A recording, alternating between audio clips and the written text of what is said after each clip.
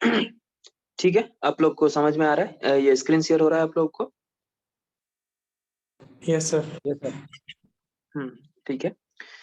तो ये हम लोगों ने जो मेनली जेनेटिक कोड के बारे में देखा है, ट्रांसलेशन का जो प्रोसेस हम लोगों ने देखा, यहाँ से ट्रांसलेशन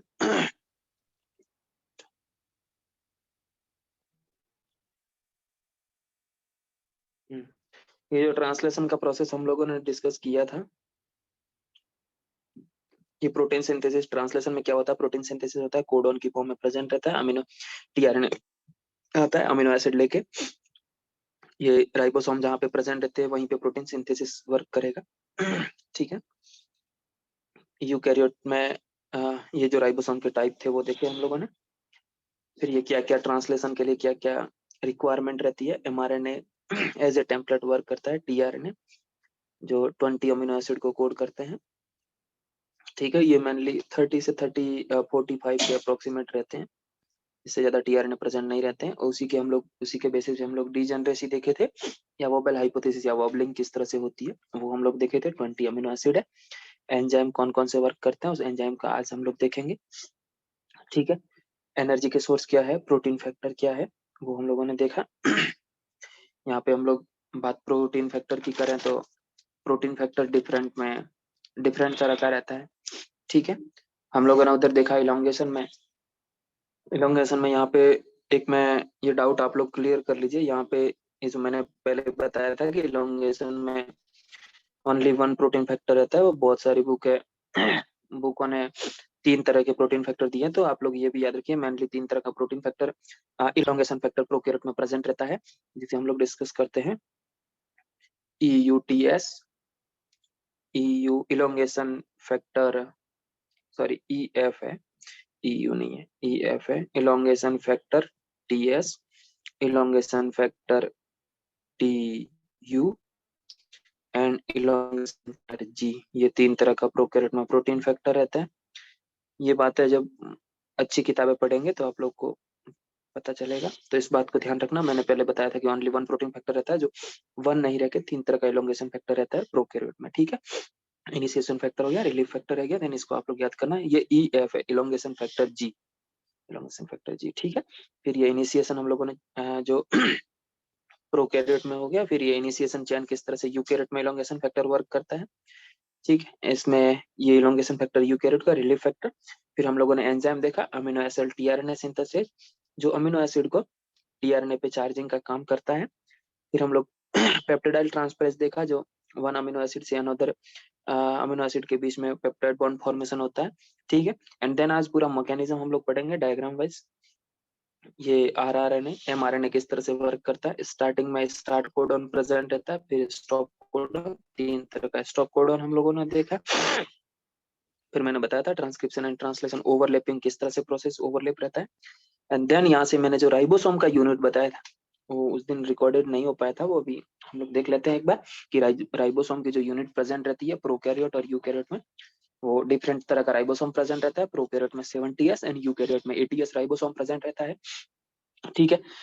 यहाँ पे मैंने एक सीक्वेंस भी बताई थी, उस सीक्वेंस को आज हम लोग अच्छे से डिस्कस करेंगे। ये स्मॉल यूनिट 2 तरह की है। ठीक है। ये स्मॉल यूनिट पे mRNA आके बाइंड करता है।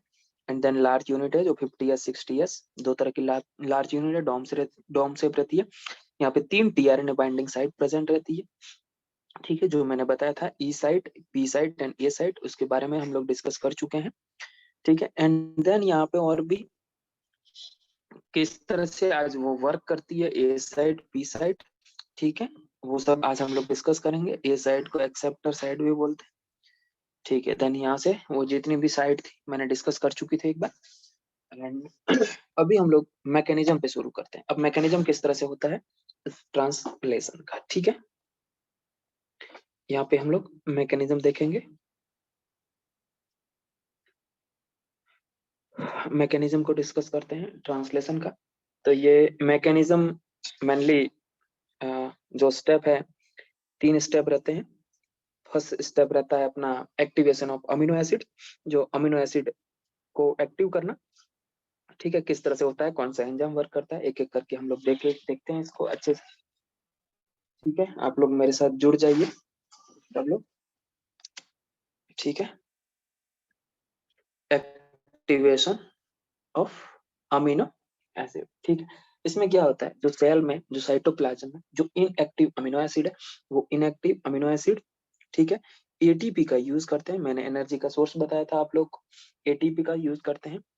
ये किस तरह से होता है, किस तरह से नहीं होता है, एक बार हम लोग मैकेनिज्म पढ़ने के बाद मैं पूरा डायग्रामेटिकली आप लोग को क्लियर, जैसे ये जो जिस तरह से डायग्राम रहेगा, मैं आप लोग को पिक्चर दिखा देता हूँ।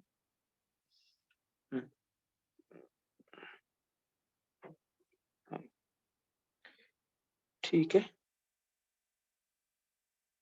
ये हर एक डायग्राम जिस तरह से है, मैं और डायग्राम वाइज आपको दिखाऊंगा।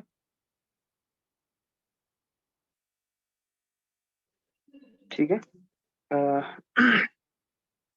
आप लोग को पूरा डायग्राम सहित मैं दिखाऊंगा किस तरह से। पहले तो आप लोग ये देख लीजिए, मैं जितना देख लेंगे आप उतना स्लाइड में रिमूव करता जाऊंगा। पहले आप इस स्लाइड को देखिए, मैं एक बार दिखा देता हूँ आप लोगों को। ये जो प्रोकैरियोटिक राइबोसोम किस तरह से फॉर्म होता है, ठीक है, पहले आप उसको देखिए। प्रोकैरियोटिक राइबोसोम जिसमें 31 ribosomal protein and 21 ribosomal protein, जो 31 राइबोसोमल प्रोटीन है वो ये इस तरह के 3 सब यूनिट बनाएंगे, ये 3 सब यूनिट बना के एक लार्ज यूनिट बनाएंगे। एंड ये 21 ये राइबोसोमल प्रोटीन है, ये 16s आरआरएनए यूनिट बनाएंगे। एंड ये 16s आरआरएनए जो 30s राइबोसोमल यूनिट का फॉर्म करेंगे, and 30s and 70s ribosome मिलकर, sorry 30s and 50s ribosome मिलकर 70s राइबोसोम फॉर्म करेंगे। ठीक है, ये इस तरह से यूकैरियोट में रहता है। प्रोकैरियोट में जब लार्ज यूनिट, ये जो देखिए आप लोग, जो प्रोकैरियोट की जो लार्ज यूनिट है 50s यूनिट, जो 30s आरआरएनए ने 5s आरआरएनए से फॉर्म होती है, एंड स्मॉल यूनिट है वो 16s आरआरएनए से फॉर्म होती है। ठीक है, ये आप लोग देख लीजिए। एंड देन यहाँ पे ये मैं डिलीट करूं स्लाइड, जितना स्लाइड डिलीट होगा उतना मेरे लिए आसान रहेगा। डिलीट करूं मैं इसको? Yes sir. ओके ठीक है, अभी अब ये यूकैरियोटिक के राइबोसोम या मैमेलियन राइबोसोम को आप लोग देख लीजिए। 49 राइबोसोमल प्रोटीन है, एंड देन यहाँ पे 33 राइबोसोमल जितने भी जो प्रोटीन है, ये प्रोटीन मिलके इस तरह की 5s rRNA chain, 5.8s rRNA and 20s rRNA की चेन, ये तीनों राइबोसोम मिलके 60n राइबोसोमल यूनिट को फॉर्म करेंगे, 60s राइबोसोम। एंड यहाँ पे ये 18s राइबोसोम जो 40s राइबोसोम की यूनिट फॉर्म करेंगे। ये 18s आरआरएनए जो राइबोसोमल आरआरएनए है, ये मिलके 40s राइबोसोम फॉर्म करेंगे, एंड 40s एंड 60s मिलके 80s राइबोसोम फॉर्म करते हैं, जो 24 नैनोमीटर का होता है। और प्रोकैरियोट में अभी मैंने देखा, आप लोगों को ध्यान नहीं दिया होंगे, 20 नैनोमीटर का रहता है। ठीक है, प्रोकैरियोट में 20 नैनोमीटर की ये यूनिट रहती है, एंड यूकैरियोट में 80 नैनोमीटर की यूनिट रहती है। ठीक है, आप लोग इसे भी देख चुके हैं, मैं डिलीट करूं इसको भी? 24 नैनोमीटर सर। हाँ, सर 24। हाँ, सर 1 मिनट रुक जाइए, बस 1 मिनट। मैं इन स्लाइड को ग्रुप में भेज दूंगा, आज स्लाइड को पूरे को ओके ग्रुप में सर। शेयर कर दूंगा। ठीक है, इन हर एक पिक्चर ओके को सर, मैं ग्रुप थैंक। में शेयर कर दूंगा, आप लोग ओके परेशान सर। ना होइए, मैं हर एक को ग्रुप में शेयर कर दूंगा। ठीक है, अब देन और भी मुझे स्ट्रक्चर जो दिखाना होगा मैं दिखाऊंगा, अभी मुझे दिखाने लग कोई लग नहीं रहा है। ठीक है, चलिए अब हम लोग मैकेनिज्म पे चलते हैं, यहीं से मैकेनिज्म शुरू करते हैं, मैकेनिज्म नीचे से शुरू करते हैं, यहाँ पे इस स्लाइड को रहने देते हैं। ठीक है, यहाँ पे अब हम लोग जैसे मैकेनिज्म में पहला देखे थे, activation of amino acid, activation of amino acid. Amino acid किस तरह से एक्टिवेट करता है? अब ये सिंपल सी बात है, जो साइटोप्लाज्म में इनएक्टिव अमीनो एसिड प्रेजेंट है वो एटीपी का यूज करते हैं। ठीक है, एटीपी का यूज करके, और मैंने आप लोग को ये बताया था कि कौन सा एंजाइम एक्टिवेशन में यूज करता है, 2 तरह के एंजाइम बताए थे मैंने ट्रांसलेशन में। Amino acid tRNA synthase. हाँ, जो अमीनो एसिड टीआरएनए सिंथेटेज है, ये एटीपी यूज किया, एंड इसके में जो एटीपी है एडिनोसिन ट्राइफॉस्फेट की फॉर्म में है। ठीक है, इसमें से क्या होगा, 2 फॉस्फेट रिलीज हो जाएंगे, और यहाँ पे एक एंजाइम वर्क करता है, amino acid tRNA synthetase, amino acid tRNA synthetase, ये वर्क करता है। ये क्या करता है, अमीनो एसिड AMP, जैसे ये है एटीपी एडिनोसिन ट्राइफॉस्फेट, फिर जिसमें यदि एक फॉस्फेट रिलीज होगा, इसमें से -1 एक इनऑर्गेनिक फॉस्फेट को कर देंगे तो ये एडीपी में कन्वर्ट हो जाता है, एडिनोसिन डाइफॉस्फेट। और यदि इसमें से 2 फॉस्फेट को रिलीज कर देंगे, 2 फॉस्फेट रिलीज हो जाएगा तो ये एडिनोसिन मोनोफॉस्फेट में कन्वर्ट हो जाता है स्ट्रक्चर। ठीक है, अब ये जो स्ट्रक्चर है इसमें से क्या होता है, ये 2 फॉस्फेट को रिलीज करके इस एनर्जी का यूज करके, जो फॉस्फेट बॉन्ड से जो रिलीज एनर्जी होगी उसका यूज करके ये एक कॉम्प्लेक्स बनाता है जिसे अमीनो एसाइल एएमपी बोलते हैं।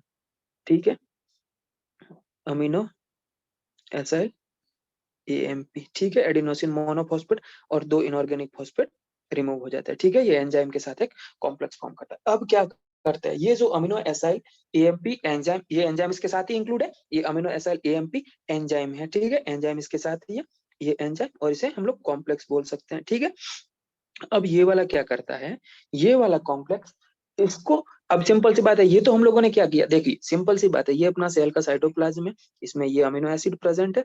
ठीक है, ये मान लीजिए अमीनो एसिड प्रेजेंट है। अब इन अमीनो एसिड को हम लोगों को, सिंपल सी बात है, जैसे ये टीआरएनए है, अब ये अमीनो एसिड को फर्स्ट ऑफ ऑल तो क्या किया, इन अमीनो एसिड को एक्टिव किया, ये इनएक्टिव था तो इनको मान लीजिए एक्टिव कर दिया। ठीक है, ये एक्टिव हो गया अमीनो एसिड। तो फर्स्ट स्टेप में क्या होगा, सिर्फ एक्टिव अमीनो एसिड हुआ है। अब सेकंड स्टेप क्या होगा, इन एक्टिव अमीनो एसिड को टीआरएनए पे लोड करना। ठीक है, इन एक्टिव अमीनो एसिड को टीआरएनए पे लोड करना, तो देन इस स्टेप को बोलते हैं charging of tRNA. TRNA discharge tRNA है जिसके ऊपर कोई अमीनो एसिड प्रेजेंट नहीं है, तो नेक्स्ट प्रोसेस में क्या रहेगा, चार्जिंग ऑफ टीआरएनए। ठीक है, चार्जिंग ऑफ टीआरएनए। अब चार्जिंग में क्या रहेगा, सिंपल सी बात है, जो इनएक्टिव अमीनो एसिड था उसको फर्स्ट स्टेप में हम लोगों ने एक्टिव कर दिया। अब जो एक्टिव अमीनो एसिड है उसको टीआरएनए पे कैसे लोड करते हैं। ठीक है, तो इसमें क्या रहता है, जो ये वाला प्रोसेस, ये वाला हम लोग जो लेते हैं amino acid AMP enzyme complex. ठीक है, इसको हम लोगों ने क्या किया, अमीनो एसाइल एएमपी, ये जो एंजाइम कॉम्प्लेक्स है, ठीक है, इसके साथ टीआरएनए को, सिंपल सी बात है, टीआरएनए आएगा। अब एंजाइम वही सेम एंजाइम वर्क करेगा, amino acyl tRNA सिंथेटाइज, same enzyme work करेगा। एंजाइम रहा अपना amino acyl tRNA सिंथेटाइज, amino acyl tRNA सिंथेटाइज, ये एंजाइम वर्क करेगा। ये टीआरएनए कौन सा था, डिस्चार्ज टीआरएनए था।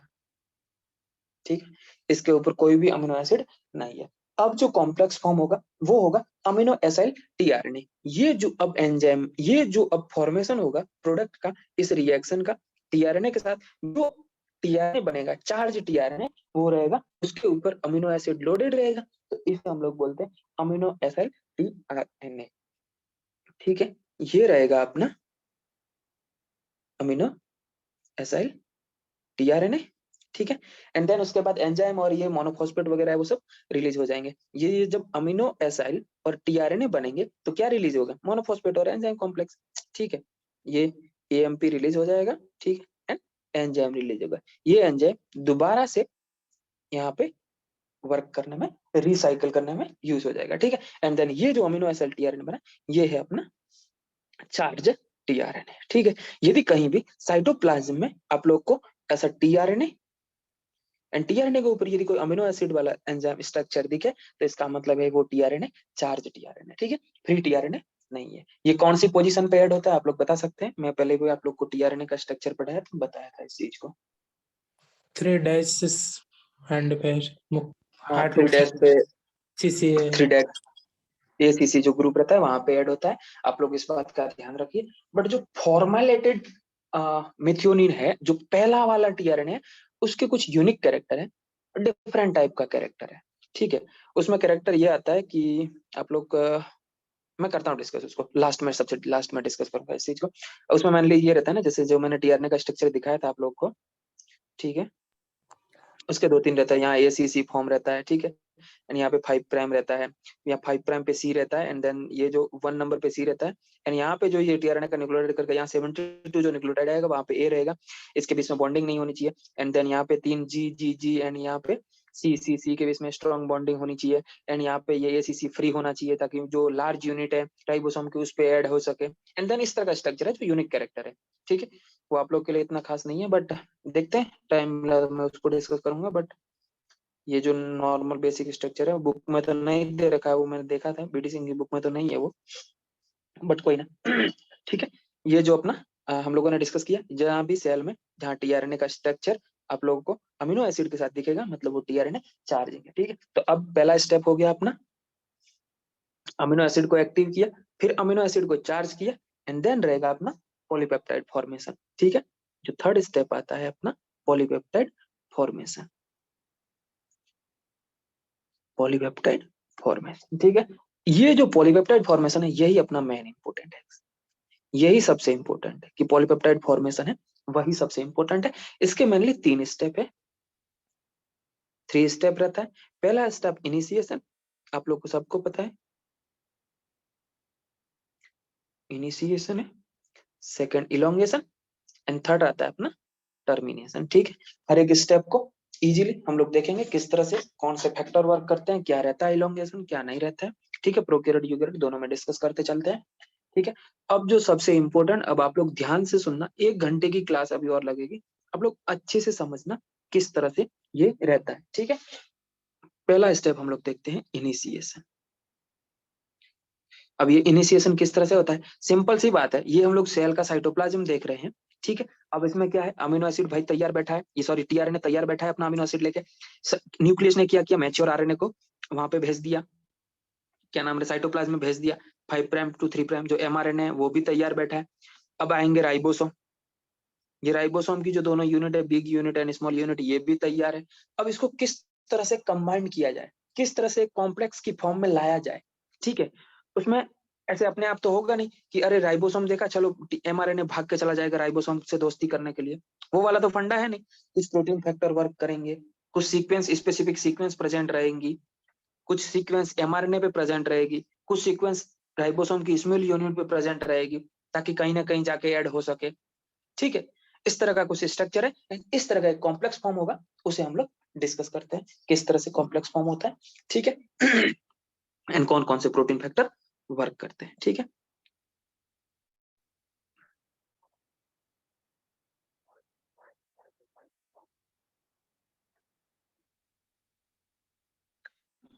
इनिशिएशन में सबसे पहले तो अपने को मेन इंपॉर्टेंट एनर्जी का रिक्वायरमेंट रहता है,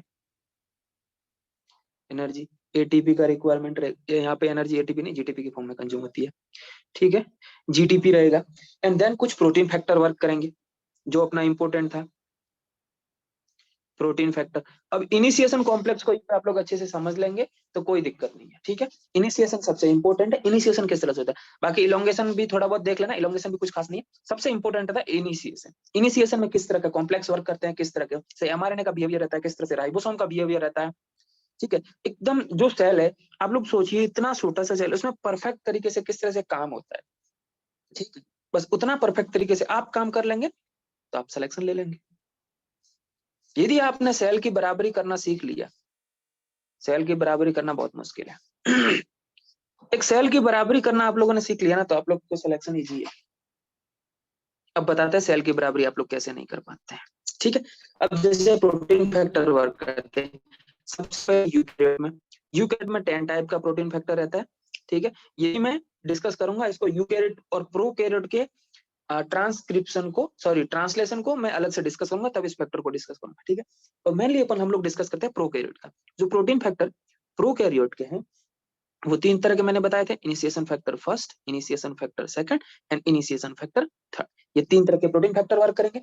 अब यहाँ पे क्या होता है, जो मैंने बताया था कि जो इनिशिएशन में पहला जो अमीनो एसिड है, फर्स्ट अमीनो एसिड है, फर्स्ट अमीनो एसिड है, वो प्रोकैरियोट में फॉर्माइलेटेड मेथियोनिन रहता है और यूकैरियोट में नॉर्मल मेथियोनिन रहता है। ठीक है, नॉर्मल मेथियोनिन और फॉर्माइलेटेड मेथियोनिन आके इनिशिएशन कोडन पे वर्क करता है। ठीक है, अब बाबू जो मैं बताना चाह रहा हूँ सबसे इंपॉर्टेंट स्ट्रक्चर है। अब ये जैसे ये अपना एमआरएनए है, ये अपना 5 प्राइम एंड ये 3 प्राइम। ठीक है, 5 प्राइम पे यहाँ पे इनिशिएशन कोडन रहेगा ए यू जी। ठीक है, यहाँ पे एक इनिशिएशन कोडन है, इस इनिशिएशन कोडन से 5 से 10 बेस पेयर अप स्ट्रीम पे ये अपना इनिशिएशन कोडन।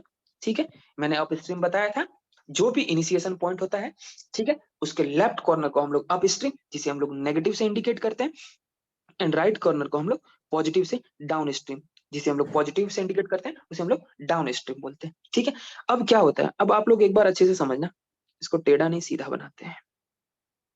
ठीक है, ये जैसे सीधी सिंपल सी बात है, यहाँ पे AUG, ठीक है, इस AUG के ये जैसे अपना इनिशिएशन कोडन हो गया, यहाँ पे जी -5 से -10 बेस पेयर सीक्वेंस। आप लोग इस इनिशिएशन कोडन से -10 से -10 to -5 base pair upstream पे, ये मैंने नेगेटिव इंडिकेट कर दिया, मतलब अप स्ट्रीम ऑब्वियसली। ठीक है, यहाँ पे ये जो अपना 5 प्राइम डैश है, यहाँ पे एक 3 प्राइम डैश है। ठीक है, यहाँ पे क्या रहता है, एक स्पेसिफिक सीक्वेंस प्रेजेंट रहती है। ठीक है, एक यहाँ पे इस -10 बेस पेयर से 5 base pair, -5 to -10 base pair upstream पे एक स्पेसिफिक सीक्वेंस प्रेजेंट रहती है यहाँ पे। ठीक है, सीक्वेंस आप लोग नाम बताने का कष्ट करेंगे, किसी को याद है? साइन डेल्गार्नो।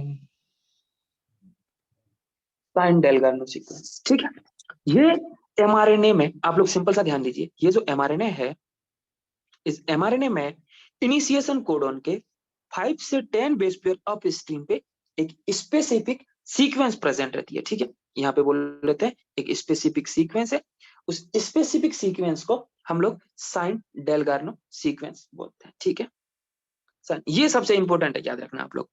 5 प्राइम एंड पे इनिशिएशन कोडन के आगे एक साइन डेल्गार्नो सीक्वेंस प्रेजेंट रहती है। ठीक है, साइन डेल्गार्नो सीक्वेंस। ठीक है, ये इसे हम लोग SD सीक्वेंस भी बोलते हैं, SD सीक्वेंस भी बोलते हैं। ये SD सीक्वेंस ओनली प्रोकैरियोट में प्रेजेंट रहती है। ठीक है, ये ओनली प्रोकैरियोट में रहेगी, यूकैरियोट में SD सीक्वेंस प्रेजेंट नहीं रहती है। ठीक है, अब आप लोग देखना किस तरह से प्रेजेंट रहता है, कौन क्या पे। अब बात करें यूकैरियोट की, ये प्रोकैरियोट में only sign Dalgarno sequence present रहती है 5 प्राइम पे। यूकैरियोट की बात करें तो यूकैरियोट में मैंने क्या बोला था, यूकैरियोट में 5 प्राइम एंड पे क्या प्रेजेंट रहता है, आप लोग बता सकते हैं? हेलो,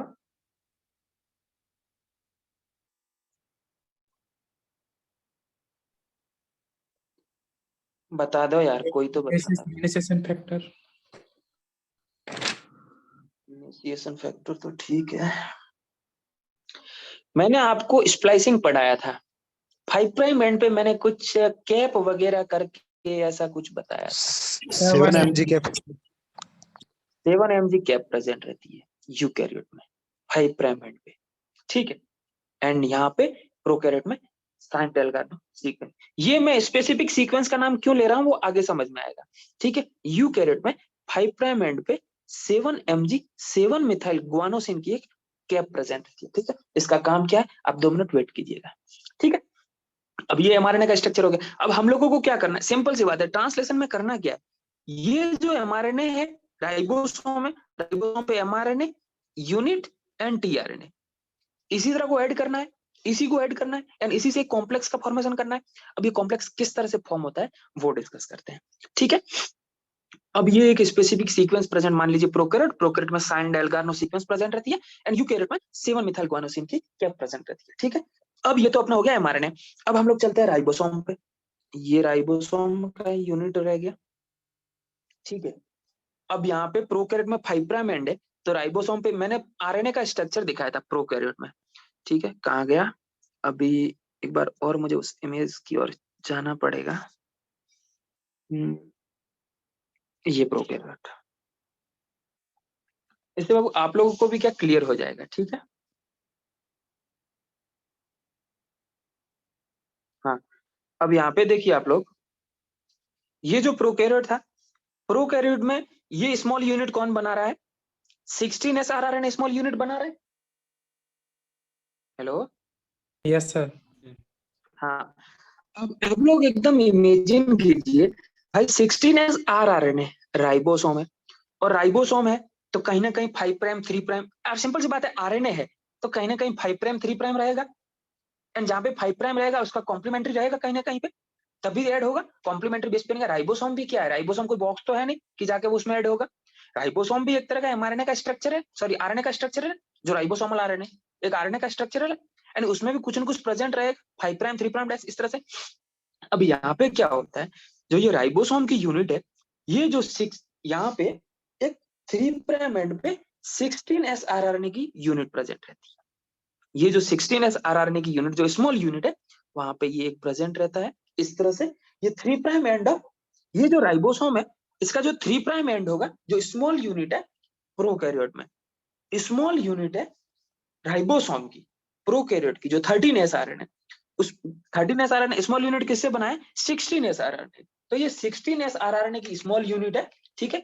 यहाँ पे ये रिकॉग्नाइज करता है Shine Dalgarno sequence, and Shine Dalgarno sequence का ये जो 5 प्राइम है, यहाँ पे ये जो 3 प्राइम एंड पे 16s RNA की एक सीक्वेंस रहता है, 16s RNA वहां पे प्रेजेंट रहता है, ठीक है।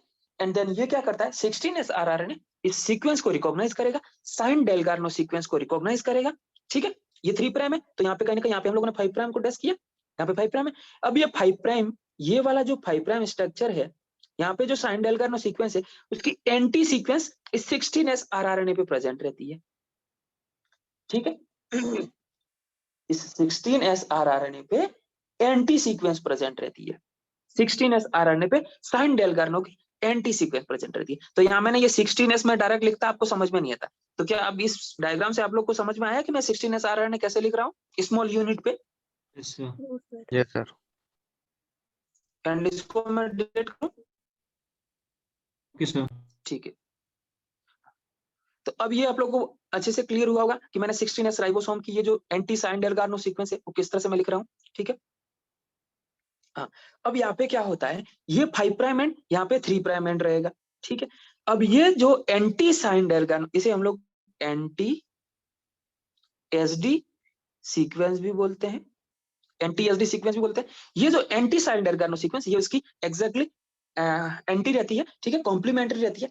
तो ये क्या करेगा, ये जो यूनिट है, ये जो यूनिट है साइन डेल्गार्नो सीक्वेंस, इसका कॉम्प्लीमेंट्री 16s RNA पे एंटी साइन डेल्गार्नो के बीच में कॉम्प्लीमेंट्री बेस पेयरिंग होती है। यानी ये जो mRNA है, ये 13s राइबोसोम की जो स्मॉल यूनिट है 30s राइबोसोम की यूनिट पे अटैच करता है, कहां से, साइन डेल्गार्नो सीक्वेंस, ठीक है। ये जो साइन डेल्गार्नो सीक्वेंस है, ये बाइंडिंग साइट है, ठीक है, mRNA की बाइंडिंग साइट है, साइन डेल्गार्नो सीक्वेंस राइबोसोम पे बाइंड करता है आगे, ठीक है। अब सिंपल सी बात है, अब एक कॉम्प्लेक्स थोड़ा बहुत तैयार हो रहा है, आधा अपना काम हुआ। हम लोगों ने क्या देखा, अब हम लोगों ने देखा कि ये जैसे प्रोटीन का ये स्ट्रक्चर राइबोसोम का, ठीक है, यहाँ पे राइबोसोम पे एंटी साइन डेल्गार्नो सीक्वेंस जो 16s RNA पे थी, ठीक है, एंड यहाँ पे अपना साइन डेल्गार्नो सीक्वेंस, ठीक है, और ये अपना mRNA। तो ये अपना 5 प्राइम डैश, ये अपना 3 प्राइम डैश, ये anti Shine Dalgarno sequence, and यहाँ पे कहीं ना कहीं पे AUG अपना स्टार्ट कोडन प्रेजेंट रहेगा, ठीक है। हेलो, हाँ सर। हाँ समझ में आ रहा है ना? हाँ सर। Yes sir. हाँ, ठीक है। तो ये जो अपना सीक्वेंस है Shine Dalgarno and anti Shine Dalgarno sequence पे, यहाँ पे मान लीजिए ये राइबोसोम और mRNA आके अटैच हो गया, ठीक है। अब जो मैंने इनिशिएशन फैक्टर बताया था, ठीक है, उसको हम लोग डिस्कस करते हैं एक बार, इनिशिएशन फैक्टर किस तरह से रहता है, ठीक है। अब ये जो ये अपना यहाँ पे साइन डेल्गार्नो सीक्वेंस प्रेजेंट है, तो प्रोकैरियोट में रहेगा, और 7 mg कैप यहाँ पे आके अटैच करता है, 7 मिथाइल गुआनोसिन का कैप, उसका एंटी सीक्वेंस जो 40s राइबोसोम है यूकैरियोट में, उस पे कहीं ना कहीं प्रेजेंट रहेगा, एंड देन वहां पे आके बाइंड करता है, ठीक है। तो ये जो भी अपना कॉम्प्लेक्स बना है, ये कौन सा कॉम्प्लेक्स है, 30s। प्रोकैरियोट की बात करें, प्रोकैरियोट की, तो 30s mRNA कॉम्प्लेक्स, ठीक है। अब आते हैं प्रोटीन फैक्टर। तो मैंने क्या बताया था, प्रोकैरियोट में 3 तरह का इनिशिएशन प्रोटीन फैक्टर रहता है, initiation factor 1, initiation factor 2 and initiation factor 3, ठीक है। अब ये इनिशिएशन फैक्टर यहाँ पे ये मान लीजिए अपना जो राइबोसोम का जो लार्ज यूनिट है, राइबोसोम की लार्ज यूनिट अभी तक नहीं आई है, ठीक है, इस बात को ध्यान रखना, राइबोसोम की लार्ज यूनिट अभी तक नहीं आई है। यहाँ पे क्या रहेगा, यहाँ पे कहीं ना कहीं आके पी साइड रहेगा, क्योंकि पी साइड पे पहला टीआरएनए आएगा, एंड यहाँ पे ए साइड रहेगा कहीं ना कहीं पे, एंड यहाँ पे ए साइड इस तरह से नहीं है कि कोई बॉक्स है, ऐसे ये बॉक्स है कि भाई ये बॉक्स है जो इसी में इसी को रखेगा, यानी इसी के आसपास नहीं जा सकते, ये दीवार है बीच में, दीवार को तोड़ के नहीं जा सकते, कोई इंडिया पाकिस्तान की बॉर्डर नहीं लगी है बीच में जो नहीं जा सकते, ठीक है।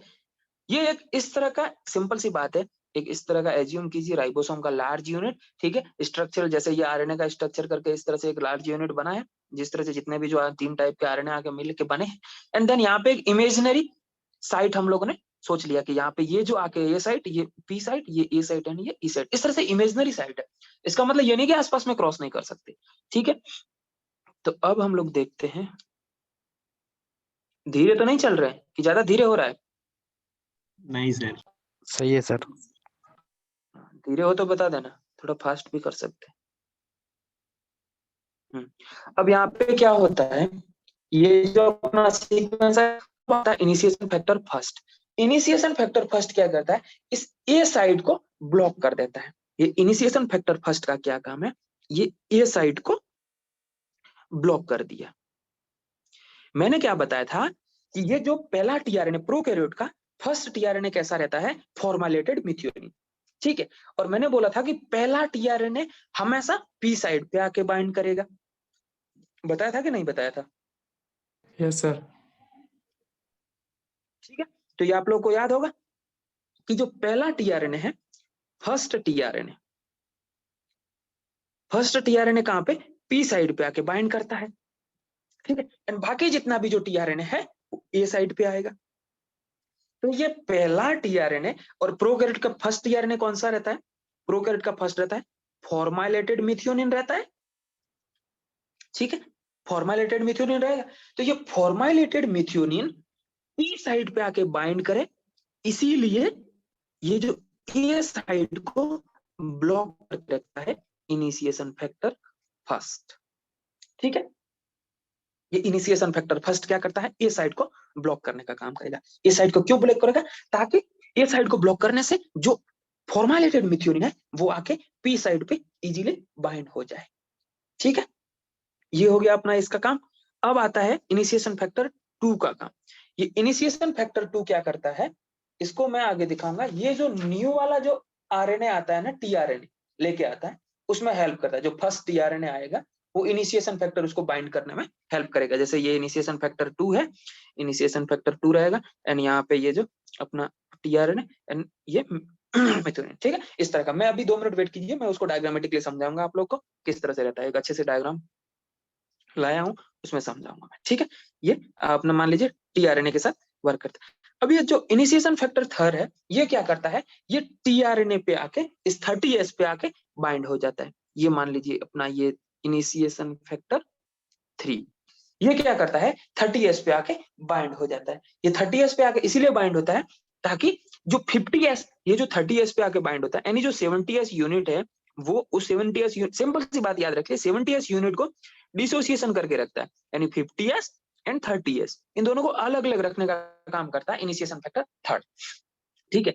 क्यों, क्योंकि सिंपल सी बात है, जब 70S एंड ये जब राइबोसोम इस तरह से कॉम्प्लेक्स फॉर्म में रहेगा तो क्या उसमें एमआरएनए आके अटैच हो पाएगा, नहीं हो पाएगा, उसको अलग करना रहेगा, अलग करके रखना होगा, ठीक है। देन 30S अलग रहेगी यूनिट, 30S यूनिट अलग रहेगी, तब जाके एमआरएनए आके उस पर अटैच रहेगा। यदि ये दोनों कॉम्प्लेक्स फॉर्म में प्रेजेंट रहेगा तो एमआरएनए आके अटैच नहीं हो पाएगा। तो एमआरएनए अटैच हो इजीली, इसीलिए ये वाले जो सीक्वेंस, ये जो प्रोटीन फैक्टर है, प्रोटीन फैक्टर थर्ड, ठीक है, ये 30S को 50S से अलग करके रखता है। अब मान लीजिए यहाँ पे इनिशिएशन फैक्टर थर्ड है, प्रोटीन फैक्टर जो थर्ड वर्क करता है इनिशिएशन फैक्टर, ये क्या करता है, 30S को रेडी रखता है, किससे के लिए, एमआरएनए के बाइंडिंग के लिए, एमआरएनए के बाइंड होने के लिए तैयार रखता है, ठीक है। इस तरह से कुछ आता है अपना ये प्रोटीन फैक्टर वर्क करेंगे इस तरह से। अब हाँ सर आपने इनिशिएशन फैक्टर 2 का क्या बोला, आप रिपीट कीजिए। मैं, रुको आप 2 मिनट वेट कीजिए, मैं अभी बताता हूँ आप लोग को अच्छे से काम इसका। चलिए मैं यहाँ पे आप लोग को डायग्रामेटिकली दिखा देता हूँ। इनिशिएशन फैक्टर 2 का वर्क आप लोग को देखना है ना, यूकेरियोट का हो गया, डायग्राम नहीं लाया क्या मैं, ये रहा।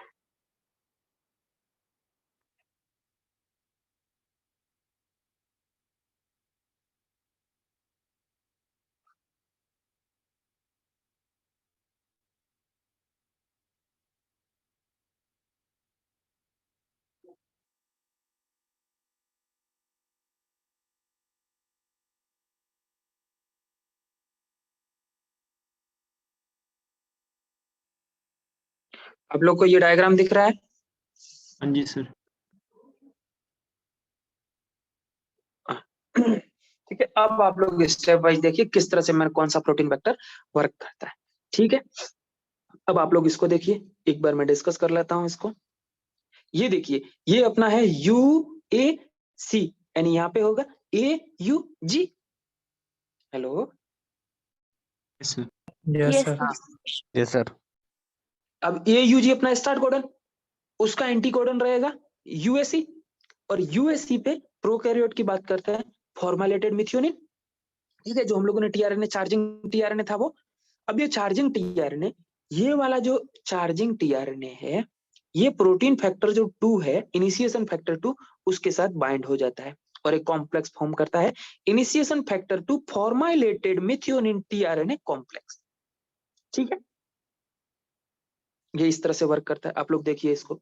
ठीक है, अब यहाँ पे देखिए, ये जो इनिशिएशन फैक्टर 3 है, ये क्या करता है, ये राइबोसोम की 30S की यूनिट है, स्मॉल यूनिट। ठीक है, इस पे आके ये 30S यूनिट पे, और ये अपना एमआरएनए पर AUG, ये अपना हो गया स्टार्ट कोडन। ये आप लोग को दिख तो रहा है ना, ये Yes, ब्लर sir. हो रहा है? चलिए देखिए, ये अपना 5 प्राइम है डैश, ये 3 प्राइम डैश, ये अपना है एमआरएनए। अब ये इनिशिएशन फैक्टर किस तरह से वर्क करता है, ये जो अपना 30S राइबोसोम यूनिट है, इस पे आके ये 30S राइबोसोम पे इनिशिएशन फैक्टर 3 आके अटैच हो गया।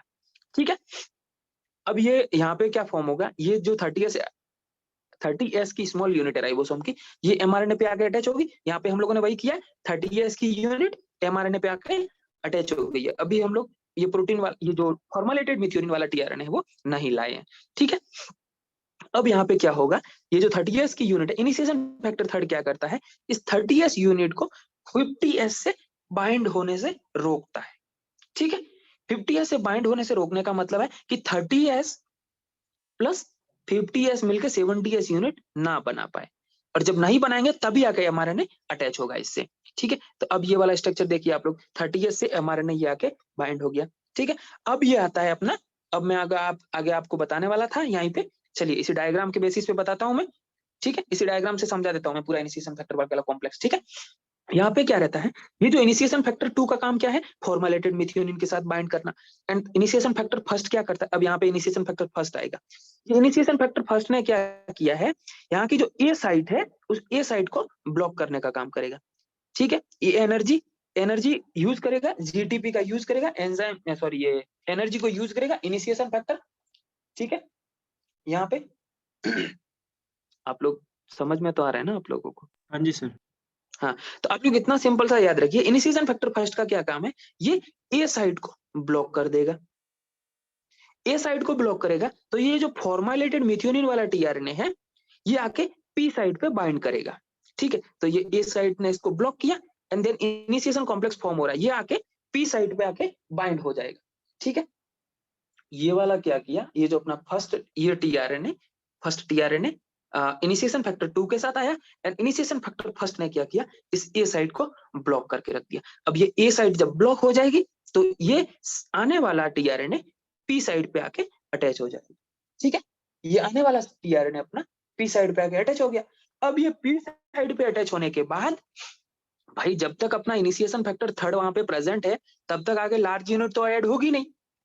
ठीक है, अब जब लार्ज यूनिट जब तक ऐड नहीं होगी, तब तक आगे का प्रोसेस नहीं रन होगा, यानी अपना इनिशिएशन से आगे इलोंगेशन रन नहीं होगा। तो इलोंगेशन को रन करवाने के लिए क्या होता है, यहाँ पे ये जो अपना पी साइट है, ठीक है, पी साइट पे जो स्टार्ट कोडॉन है, स्टार्ट कोडॉन की, अब यहाँ पे क्या होता है, हम लोग इन फैक्टर को रिलीज कर देते हैं। जो तीनों फैक्टर है यहाँ पे बाइंड होने के बाद, जो फॉर्मुलेटेड मिथ्योनिन वाला टीआरएनए जब पी साइट पे बाइंड हो जाता है, उसके बाद ये सब फैक्टर रिलीज हो जाते हैं।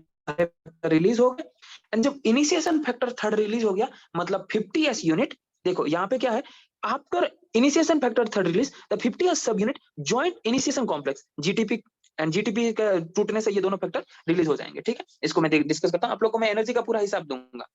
ठीक है, अभी जितना खर्चा पानी हो रहा है मैं पूरा हिसाब दूंगा आप लोगों को। ठीक है, आज नहीं दे पाऊंगा तो मैं कल पक्का खर्चा पानी हिसाब दूंगा, उधारी मुझे पसंद नहीं। ठीक है, हाँ, तो अब देख लीजिए, ये वाला क्या था, इनिशिएशन फैक्टर जैसे ही 3 रिलीज हुआ, 3 इनिशिएशन फैक्टर रिलीज हो जाएगा, तो ये लार्ज यूनिट आके ज्वाइंट करेगी, और ये लार्ज यूनिट आके ऐड करती है जब पहला टीआरएनए पी साइड पे एंटर करेगा। ठीक है, तो अब इसको हम लोग एक बार अपनी लैंग्वेज में देख ले। ठीक है, अब अपनी लैंग्वेज में हम लोग किस तरह से इसको देखेंगे, तो मैं इस डायग्राम को डिलीट करूं, मैं इसको फॉर भेज दूंगा, आप लोग टेंशन मत लीजिए। Okay delete sir. करूं इसको। अब एक बार हम लोग अपनी लैंग्वेज में देख लेते हैं, यहाँ से जिस तरह से पढ़ रहे थे आप लोग अच्छे से समझ लीजिएगा। ये एमआरएनए हाँ बाइंडिंग, ठीक है।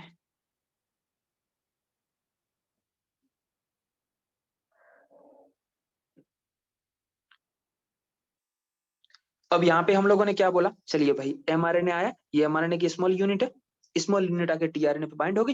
अब क्या करता है अपना, अच्छा एक मैंने एसडी सीक्वेंस किया था आप लोगों को ट्रांसलेशन, ये तो ठीक पता ही होगा। ये जो एसडी सीक्वेंस और स्टार्ट कोडन के बीच की जो राइबोसोम बाइंडिंग साइट हम लोग बोलते हैं, ये जो एसडी सीक्वेंस है यहाँ से लेके यहाँ तक की साइड को हम लोग राइबोसोम बाइंडिंग साइट बोलते हैं। ठीक है, आप लोग याद रखना। देन हम लोग चलते हैं आगे, अपना टीआरएनए लाते हैं, इनिशिएशन फैक्टर 2 के साथ वाला टीआरएनए। ठीक है,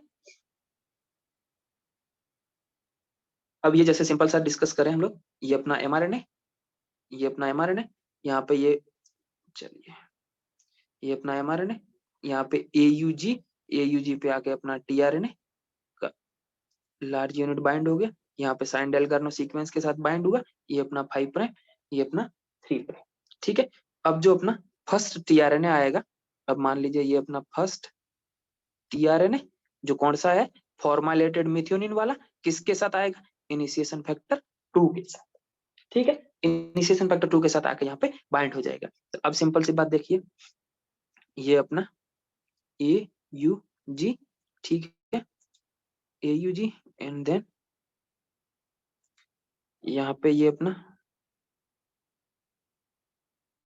राइबोसोम का स्मॉल यूनिट। ठीक है, ये 5 प्राइम डैश, ये अपना 3 प्राइम डैश, AUG के साथ क्या आएगा, यूएसी वाला टीआरएनए फॉर्मालेटेड मिथ्योनिन लेके आ रहा है।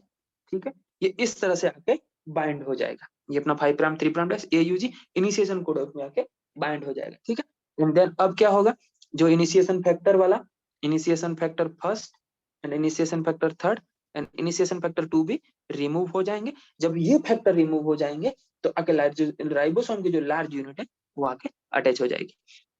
अब क्या करेगा, लार्ज यूनिट है वो आके अटैच करेगी। लार्ज यूनिट किस तरह से अटैच करती है, ये लार्ज यूनिट पी साइड पे आके अटैच करेगी, क्योंकि ए साइड को तो ब्लॉक करके रखा था। ठीक है, अब ये अपने का मेन मकसद क्या था, मेन मकसद था कि इस फॉर्मालेटेड मिथ्योनिन को, अपना मेन मोटो था कि फॉर्मालेटेड मिथ्योनिन को AUG वाले पी साइड पे आके अटैच करना। ठीक है, देन की साइड फ्री करनी होगी, जब साइड फ्री नहीं रहेगी तो अगला टीआरएनए नहीं आ पाएगा। ठीक है, तो इन साइड को फ्री करने के लिए इन रिलीज फैक्टर, इनिशिएशन फैक्टर को सबको रिलीज करना होगा, देन ये फैक्टर सब रिलीज हो जाएंगे, देन उसके बाद अपना लार्ज यूनिट आता है। ठीक है, तो ये मान लीजिए अब एक स्ट्रक्चर तैयार करें हम लोग। ठीक है, ये अपना 5 प्राइम, ये 3 प्राइम, ये अपना AUG पे आके ये अपना स्मॉल यूनिट आके बाइंड हुआ। ठीक है, देन ये लार्ज यूनिट, अब यहाँ पे अपना टीआरएनए रहेगा जो फॉर्मालेटेड मिथ्योनिन वाला था।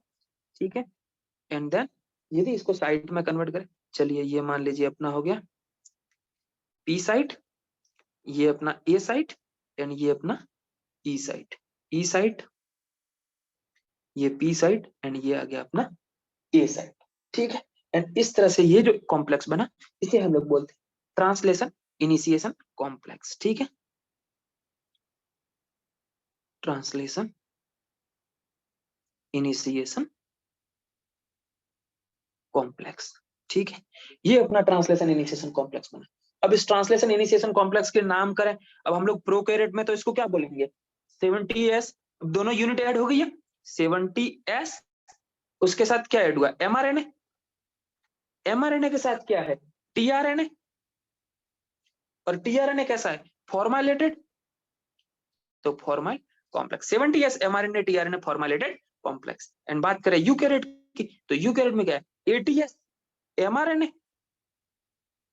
फिर टीआरएनए एंड नॉर्मल कॉम्प्लेक्स, इसको हम लोग कॉम्प्लेक्स। ठीक है, तो ये वाला अब जाके अपना इनिशिएशन कॉम्प्लेक्स तैयार हुआ है।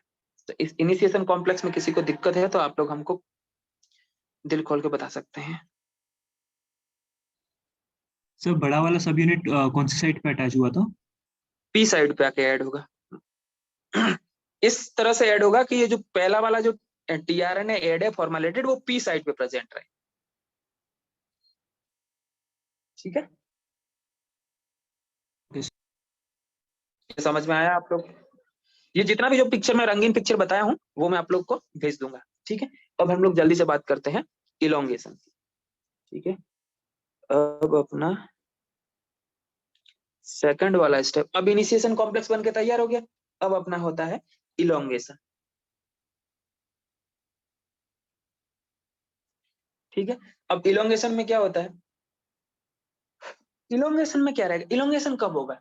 जब एक और टीआरएनए अमीनो एसिड लाएगा और एक पेप्टाइड बॉन्ड का फॉर्म होगा, तभी रहेगा।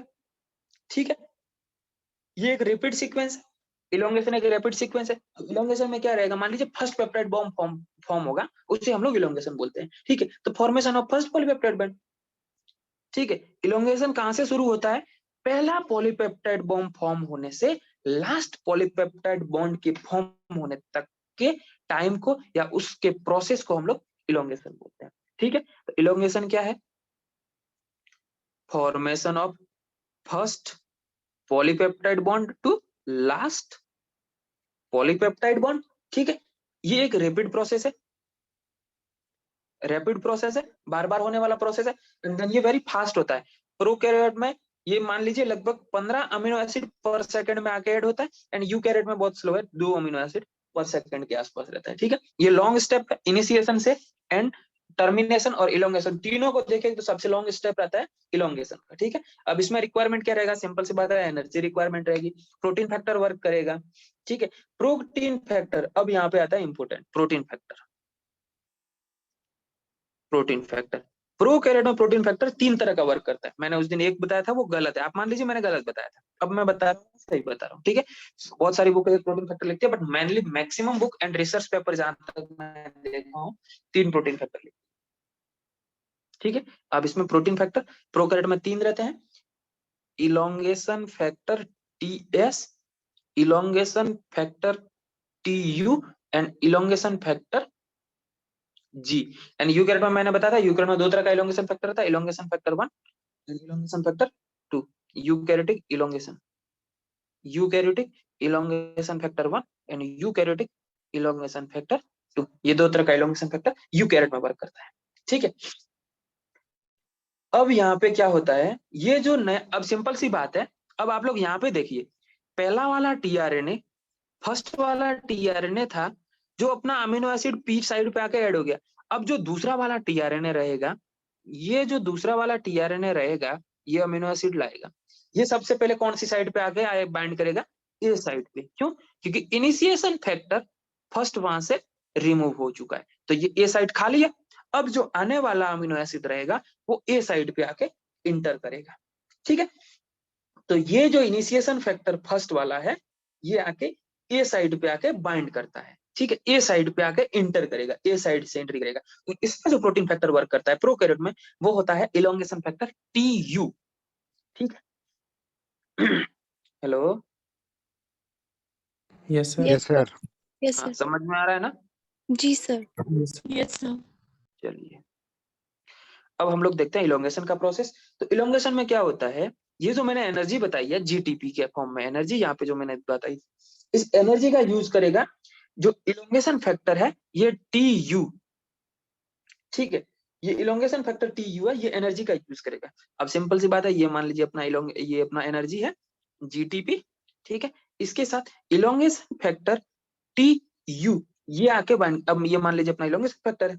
ठीक है, अब ये आके इलोंगेशन फैक्टर ये क्या बनाएंगे? इलोंगेशन फैक्टर टीयू जीटीपी का एक कॉम्प्लेक्स बनाते हैं, जिसे हम लोग बाइनरी कॉम्प्लेक्स भी बोलते हैं। तो ये जैसे अपना ये इलोंगेशन फैक्टर एंड यहाँ पे ये अपना जीटीपी आके ऐड हो गया, तो ये इस तरह का बाइनरी कॉम्प्लेक्स बनाते हैं। ठीक है, इस बाइनरी कॉम्प्लेक्स के साथ अपना अमीनो एसिड एक्टिवेटेड जो टीआरएनए वो आके ऐड करेगा। ठीक है, उधर भी मैंने बताया था कि पहला टीआरएनए इनिशिएशन फैक्टर 2 के साथ आया था। ठीक है, एंड यहाँ पे क्या रहेगा? यहाँ पे ये रहता है इनिशिएशन फैक्टर, ये टीयू है, इसके साथ ये अपना जो अमीनो एसिड टीआरएनए है, ये आके इसके साथ बाइंड करेगा, ठीक है। एंड देन इसके बाइंडिंग में, इसके बाइंड होने से एक कॉम्प्लेक्स फॉर्म होगा, ठीक है। ये जैसे सिंपल सी बात है, ये अपना EU फैक्टर, इसके साथ ये GTP, ठीक है। एंड देन ये अपना अमीनो एसिड वाला TRNA, ठीक है। ये TRNA एक इस तरह का कॉम्प्लेक्स फॉर्म है, इसे हम लोग बाइनरी कॉम्प्लेक्स बोलते हैं, ये वाला बाइनरी कॉम्प्लेक्स। एंड ये वाला ये कॉम्प्लेक्स तैयार होता है, इसमें हेल्प करता है, इस कॉम्प्लेक्स को तैयार करने में हेल्प करता है ये वाला इलोंगेशन फैक्टर TS जो प्रोटीन है, वो इसमें हेल्प करता है। इलोंगेशन फैक्टर TS इस कॉम्प्लेक्स को फॉर्म करने में हेल्प करता है, ठीक है। ये वाला हो गया। देन अब ये जो फॉर्म हुआ नेक्स्ट वाला TRNA है, इसकी एंट्री A साइड से होगी। तो ये वाला जो TRNA फॉर्म हुआ है, इसकी जो एंट्री है वो कहां से होती है? A साइड से, ठीक है। अब A साइड से इसकी एंट्री करवाते हैं एंड देन पहला पॉलीपेप्टाइड बॉन्ड फॉर्म करवाते हैं, ठीक है। अब जैसे सिंपल सी बात है, अब थोड़ा स्ट्रक्चरल वाइज समझे हम लोग किस तरह से रहता है। तो यहाँ पे क्या रहेगा, ये जो अपना पहला एक स्ट्रक्चर देखते हैं यहीं पे, जो हम लोग पुराना वाला स्ट्रक्चर था, ये अपना mRNA पे ये AUG, यहाँ पे अपना TRNA लेके आया है, ठीक है। ये राइबोसोम का स्मॉल यूनिट एंड ये राइबोसोम का लार्ज यूनिट, ठीक है। यहाँ पे ये अपना 3 प्राइम है, 3 प्राइम 5 प्राइम है, यहाँ पे ये 3 प्राइम है, ठीक है। एंड यहाँ पे यदि हम कलर से बनाए तो ये अपना E, ये अपना A, ये P, A एंड E, ये 3 साइड। यहाँ पे ये जो पहला वाला प्रेजेंट है अपना, ठीक है। अब अपना नेक्स्ट TRNA आ रहा है, नेक्स्ट TRNA क्या करेगा, ये TRNA नेक्स्ट अपना अमीनो एसिड लेके आ रहा है, ठीक है। ये क्या करेगा, कोडोन को आइडेंटिफाई करेगा, यहाँ पे जो ये कोडोन प्रेजेंट है इसको आइडेंटिफाई करेगा एंड A साइड से ये TRNA एंट्री करेगा, ठीक है। इस TRNA क्या किया, जो सामने वाला नेक्स्ट कोडोन था उसको आइडेंटिफाई किया एंड A साइड से इसकी एंट्री हो गई, ठीक है। ये इतना लंबा नहीं बनाते हम लोग, यहाँ पे ये 3 प्राइम एंड ये एक प्रोसेस हो गया एंड इस TRNA की एंट्री A साइड से होगी, ठीक है। अब हम लोग वो वाला स्ट्रक्चर बताते हैं जहाँ पे TRNA की A साइड से एंट्री हुई है। ये 5 प्राइम, ये 3 प्राइम, ये अपना AUG, ये लार्ज, ये अपना फॉर्माइलेटेड वाला TRNA, ठीक है। एंड देन ये जो अपना न्यू TRNA अमीनो एसिड लेके आया वो, ठीक है। एंड इसकी साइट की हम लोग बात करें, P साइट, ये A साइट एंड ये अपना E साइट रह गया, ठीक है। ये 5 प्राइम से 3 प्राइम डायरेक्शन में ये दोनों अमीनो एसिड अब एक दूसरे पे आ गए, ठीक है। दोनों अमीनो एसिड, एक अमीनो एसिड P साइड पे प्रेजेंट है, P साइड पे प्रेजेंट वाला फॉर्माइलेटेड एंड ये वाला नॉर्मल अमीनो एसिड, ठीक।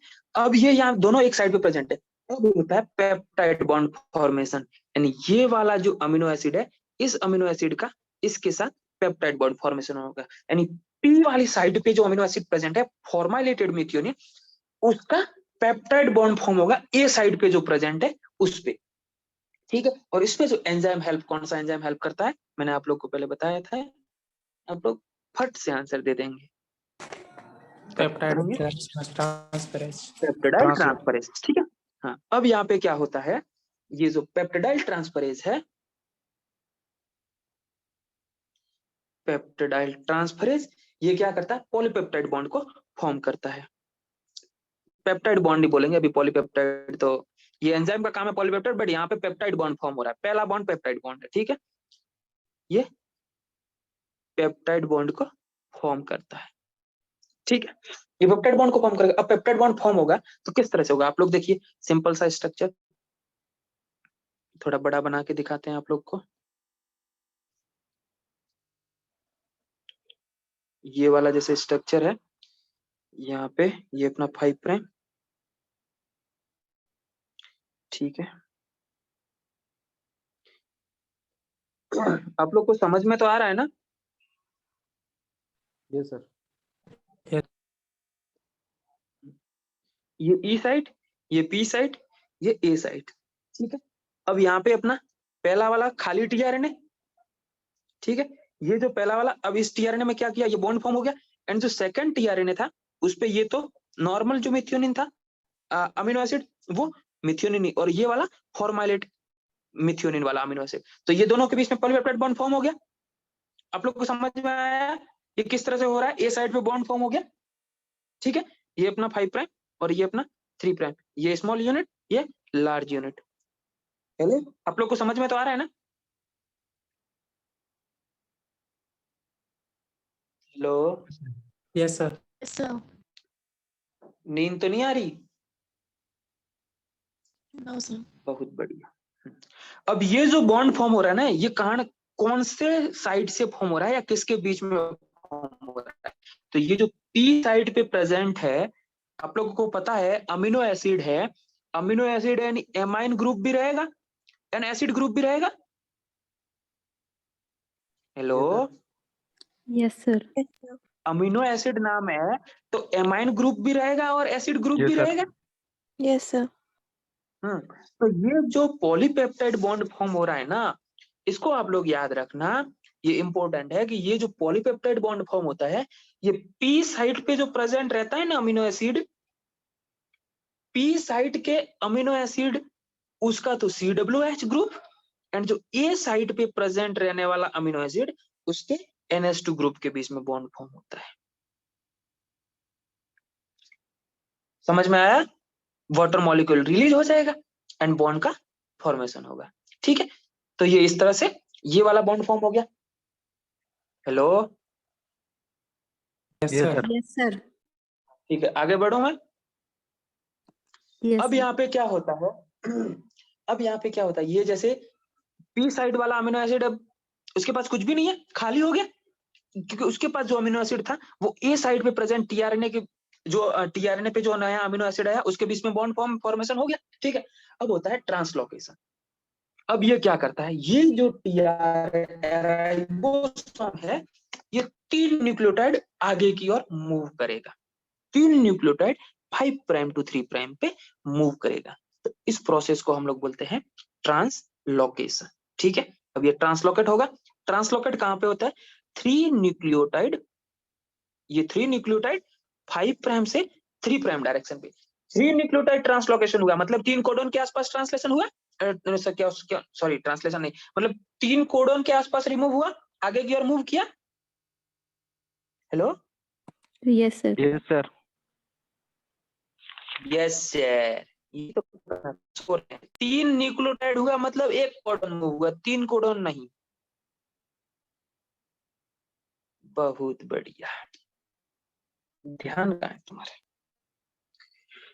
3 न्यूक्लियोटाइड मूव हुआ यानी 1 कोडोन के आसपास मूव हुआ। यस, ठीक है, 1 कोडोन आगे की ओर मूव करेगा।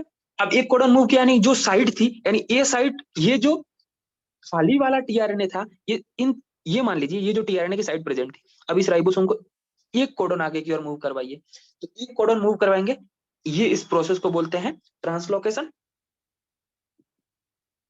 इस प्रोसेस को बोलते हैं ट्रांसलोकेशन। ठीक है, ये जो एमआरएनए पे 3 कोडोन आगे की ओर मूव करेगा। अब ये ट्रांसलोकेशन होने से क्या होगा, ये जो अपना एमआरएनए है, अब इसको आप लोग देखिए, ये जो एमआरएनए राइबोसोम की बिग यूनिट, ठीक है, अब इसमें पहले तो मुझे 3 साइड बनाने दीजिए ताकि आप लोग को अच्छे से समझ में आ जाए। ये अपना ई साइट, ये अपना पी साइट एंड ये अपना ए साइट, ए पी एंड ई। ठीक है, अब यहाँ पे ये अपना, सॉरी हम लोग थोड़ा, यहाँ पे ये जो अपना स्मॉल यूनिट आएगा, ठीक है, स्मॉल यूनिट के साथ अपना यहाँ पे एमआरएनए आएगा। ठीक है, ये एमआरएनए 5 प्राइम 3 प्राइम डायरेक्शन। अब ये जो एक कोडोन आगे की ओर मूव करेगा, तो यहाँ पे जो ए साइट है उस पे एकदम नया कोडोन आएगा। ठीक है, एंड यहाँ पे ये जो पुराना वाला टीआरएनए जो 2 अमीनो एसिड लेके बैठा, एंड यहाँ पे ये जो खाली वाला टीआरएनए, इस पे ऊपर कोई अमीनो एसिड नहीं।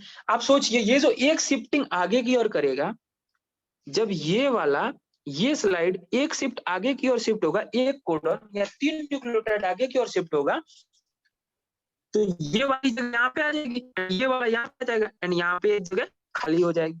तो आप लोग देखिए यहाँ पे, ये जब एक स्लाइड आगे मूव करेगा तो ये जो तीनों न्यूक्लियोटाइड खाली हो जाएंगे, एंड देन ये वाला जो स्ट्रक्चर है, ये वाला पी साइड पे आ जाएगा। ठीक है, एंड ये वाला ई साइड पे जो डिस्चार्ज टीआरएन था, जिसके पास अमीनो एसिड नहीं है, वो टीआरएन आ जाएगा। तो जब ये वाला इस कंडीशन में क्या होगा, ट्रांसलोकेशन में क्या होता है, ठीक है। ये जो फ्री टीआरएनए है वो पी साइड पे आ जाता है प्रोकैरियोट में, तो एंड यूकैरियोट में ये डायरेक्टली साइटोसोल में ही चला जाता है, ठीक है। प्रोकैरियोट में ये, यूकैरियोट की बात करें तो यूकैरियोट में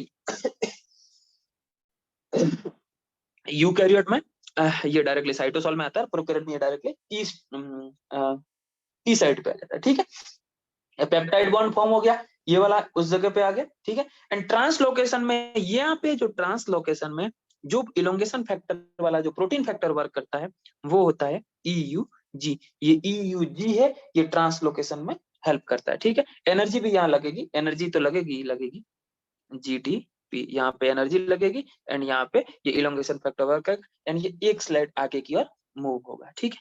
अब ये प्रोसेस जब एक स्लाइड आगे की ओर मूव होगा तो ये प्रोसेस बार बार रिपीट होगा, फिर ये नया टीआरएनए आएगा, ए साइड पे आएगा, एंड यहाँ पी साइड वाले CWS group and A side वाले NH2 ग्रुप के बीच में फिर पेप्टाइड बॉन्ड फॉर्म होगा, फिर ये एक 3 न्यूक्लियोटाइड आगे की ओर स्लाइड होगा। तो इस तरह से इलोंगेशन होता रहता है। तो आप लोग को इलोंगेशन समझ में आया? Yes sir. Yes sir sir EUG हाँ? का क्या बताया आपने? EUG क्या? का सर EUG ये ट्रांसलोकेशन में हेल्प करता है। सर ये जो EFG FG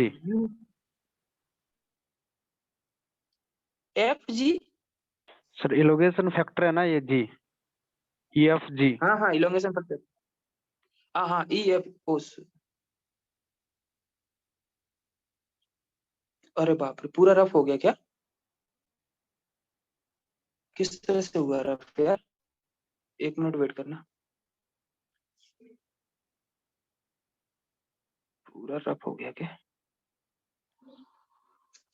यार? पूरा प्रोसेस रफ हो गया। आप लोग को समझ में तो आया था? Yes sir. Yes sir. चलिए कोई दिक्कत नहीं, मैं इसका आज नोट्स भी है तो भेज दूंगा थोड़ा, ठीक है। Okay sir. किस तरह से रफ हो गया यार, किस तरह से रफ हुआ मुझे समझ में नहीं आया।